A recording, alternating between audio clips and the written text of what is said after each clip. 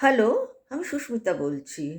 এই তো কিছুদিন আগে কেন্দ্রীয় সরকার অর্থাৎ নির্মলা সীতারামন বাজেট প্রকাশ করলেন এবং বাজেটের মধ্যে বেশিরভাগ দেখে যাচ্ছি ট্রেনই তৈরি করে যাচ্ছে। কোনো শিল্প কারখানা বলতে কোনো নাম উচ্চারণও করেনি, তার গন্ধও খুঁজে পায়নি। এমনকি বিমানবন্দরও করে যাচ্ছে।